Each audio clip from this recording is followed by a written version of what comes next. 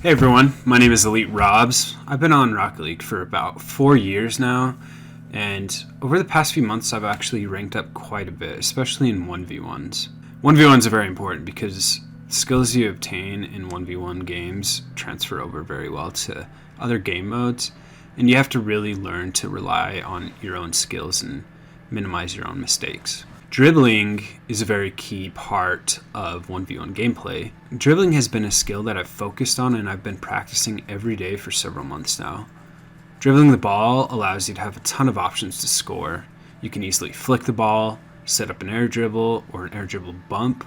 You can pass to a teammate, you can fake the opponent, or you could go for a low 50-50. In addition, practicing how to dribble allows you to really understand how your card moves and how it interacts with the ball. On the PC, it's been very helpful to use the Dribble Challenge Workshop map. However, there isn't an equivalent for console players. So I've decided to make a training pack that is both difficult and allows you to practice real game situations and master your ability to dribble the ball.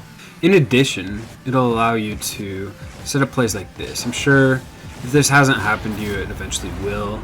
And if you can accomplish this on another opponent, it feels really good. So come in here to the training browser. So this is the training code. It's going to be in the description and in a comment below. Just enter it in right here.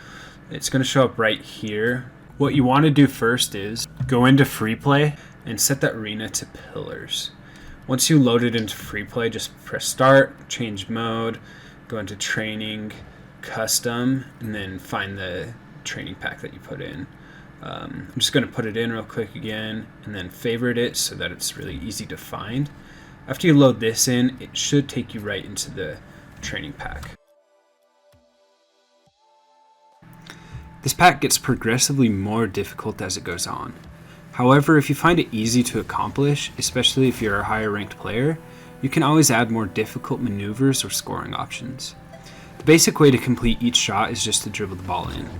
But if you're working on flicks or a specific difficult flick, or if you just want to work on ground air dribbles or air dribble bumps, you should always opt to practice those. If you're higher than a gold player, you should at least try to flick the ball in on every shot, if not a more advanced maneuver. Also, as you dribble the ball around the map, you can always pop the ball into the air to practice catching it. I've included my controller overlay on the screen. If you're struggling to keep the ball in your car, you can pay close attention to my controller movement or where I have the ball relative to my car. As you can see, and you will see during this video, sometimes it looks like I'm about to lose control of the ball, but I make slight adjustments to keep the ball from touching the ground. As you master this skill, you'll become more aware of how much leniency you actually have. Now I'm going to explain how to accomplish each shot and what I'm doing. So here on shot number 2, you have quite a bit of room to work with. This gives you a lot of options and flexibility to go for a lot of different shots, especially since it's just a straight path forward. So you could try to do some freestyle maneuvers. I'm not super great at freestyles, obviously, but it does open a lot of options for you. So as you go forward, just try to do as many complicated and difficult maneuvers as you can. Each shot will get slightly harder, as I said before. 3 and 4, you're going to notice that you have to start turning your car and cutting the ball just a little bit. They're pretty similar shots, just mirrored images of each other. On shot number 5, as you can see, you're going to have a little bit more of an angle and more distance to go. You're still going to have to practice learning how to cut the ball. Shot number 6 is very similar as well. Just be careful around these corners, but if you drop it, that's fine. Just reset the shot and try to master and do 100% on each shot. Just have a little bit more distance to go on this one as well. You could also try to practice speeding up and slowing down the ball as I'm doing right here. That's a really good skill to be able to have. Okay, then shot number 7, you have to make a really sharp turn around this corner, maintain good speed, and don't let the ball drop to the ground, obviously. And then, I would always emphasize, go for weird, difficult, hard shots that push yourself. Shot number 8, kind of the same thing. There's two different options you can do here. Slightly more advanced one is what I'm doing right here, is use power slide to really cut around the ball. Sometimes that happens when you're in midfield and you just need to really cut around the ball and kind of throw your opponent off guard. The more basic version is just go around this pillar right here, just make sure it doesn't touch the ground, go as slow as you need, and then boom, you score. Shot number 9 is this is gonna be the first ball you have to catch. Just drive up to it, make sure it doesn't touch the ground, and you get a little pop and get under the ball. It's really good practice and really good skill to be able to have. Shot number 10 is going to be another catch, but it's around this corner, so you just have to make sure you get around here in time.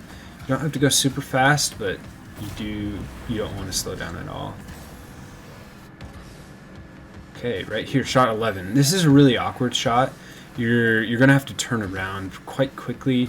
You have a little bit more time than you think, but you have to get that ball under control and off the ground as soon as you can. There's a few different ways you can go. I went all the way around here just to challenge myself a little bit more, but you can always cut down the middle. Like I'll just do it right here real quick to show you. You can always, just cut it right here and drive straight down the middle. Shot number 12. This is going to be a moving catch. It's not going to be stationary anymore. Just follow this ball indicator on the ground the whole way and try to stay as centered in the circle as possible. That'll make the catch a lot easier. Shot number 13. Yeah, another tight angle. The ball drops really quickly, so make sure you read the bounce and start to dribble right off of the bounce. And then, you have a lot of options. I went over around this pillar, but just do whatever pushes you to develop the skill a little bit more. After each shot, I like to wave dash, as you can see there. That just allows me to practice that mechanic as well. 2 birds with 1 stone. So this one, you can take it down the middle, or you could go around that other pillar, whichever one you want. Same thing, I'm ending this one with a flick instead, with an air dribble or a pop. Shot number 15. This one's a really awkward one. The basic way is, just to catch it right off of here and go around. You could cut it down the middle, or you could cut it around that other pillar. Just drive it down the straight, get it to flick off. The more advanced maneuver is to drift around and try to catch this ball. I'm sure I'm sure any player has been in that situation where the ball is just floating right in front of their net, but you're facing the wrong way. It's a really good skill to be able to turn around as quickly as possible and throw your opponent off guard. This shot, number 18, it drops a lot faster than you think because of how high it is. Make sure you get to the center of that circle as quickly as possible so you can make an optimal catch. Shot number 17. This one, it's a really awkward roll around that pillar. It's a really useful skill to have to be able to pick up a dribble off of a wall like that. Shot number 18. So this is another really awkward wall roll. So there's a few different ways you can do it. Here, let me just kill the ball real quick. What you want to do is you kind of actually want to cut into the ball on the wall. That'll pop it away from it like that. And then you could come under and catch it. Here, I'll show it a few more times. So that's a really sharp cut, and obviously I can't catch it very easily off of that. But if you get a really soft touch and then cut it, it'll allow you to catch the ball. Let me show you one more time. So the ball's a little bit stable, cut, boom, caught it. Ooh, almost. There we go. Okay. It's really good to put yourself in really difficult and awkward situations like that. It really helps you develop the muscle memory and skill to do this. Okay, shot number 19. So this one, especially as you become more advanced and capable, you can really push yourself to go around this other pillar, or you could do a figure 8. I would recommend throwing in as many difficult challenges and blackout moments as you can to further strengthen your ability to recover the ball. This one, shot number 20, it's going to roll out like this. You have to chip it and then get it under control. I'm going to try to show a few other ways you can put yourself in difficult situations as well. You could pop the ball like this with a single or a double jump and then try to catch it after you pop it up. It's a really useful skill to have. Sometimes you need to pop the ball up to see what's in front of you, if the defender might be hiding behind the ball, or you just want to go for an air dribble. This is a really good setup, so it's a really good skill to practice. Okay, I'm going to show you a few clips of where this skill really helped me out. Before I get to those, if you really like the video so far, please like, don't forget to subscribe. I'll try to release more videos with helpful content as soon as I can. So this one, he gave me an open ball and didn't really pressure me. And since I knew exactly how fast my car was going and the ball was, and he jumped, I could really easily bump him out of the way and score. This one's a quick flick. He was shadowing a little bit too closely, so just make a quick play since I already had that control. This one, I heard him coming, so I knew I could challenge really quickly, and it allowed me to place the ball in the midfield like this.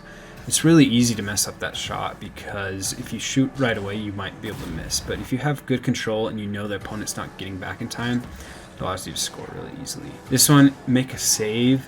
I get control really quickly. I set up a quick counter attack and then I pop the ball right over him. It allows it for an easy goal. Alright guys, thanks for watching. If you like the video, like I said, like and subscribe, leave a comment below.